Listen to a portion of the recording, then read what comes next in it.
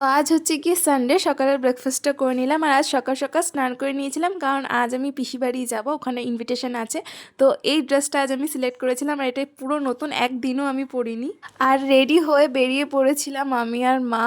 আর আমি আর মা কিন্তু আজকে পুরো মানে অজান্তেই ম্যাচিং ম্যাচিং হয়ে গেছিলো, দুজনেই রেড পড়েছি। ট্রেন তো সামান্য একটু লেট ছিল, তার জন্য ওখানেই দাঁড়িয়ে ওয়েট করছিলাম, আর মাকে বলছিলাম একটু ফিট চেক দিতে, আর মা এরকম করছিল।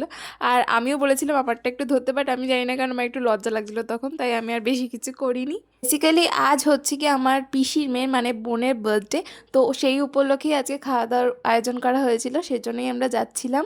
তো এখান থেকে যেতে তো 2 ঘন্টা সময় লাগে, আর ট্রেনে যেতে যেতে আমি নেল পলিশ পরে নিয়েছিলাম, কারণ আমি নেল পলিশ পরতে বাড়িতে ভুলে গিয়েছিলাম। আর এই শিয়ালদা স্টেশনে নামলেই মনে হয় যে মানুষ কতটা ব্যস্ত অ্যাকচুয়ালি। পরের দিন যেহেতু আমার টিউশন পড়ানো রয়েছে, সেই জন্য আমি আর থাকিনি, মানে আমরা সবাই বাড়ি চলে এসেছিলাম রাত্রিবেলা।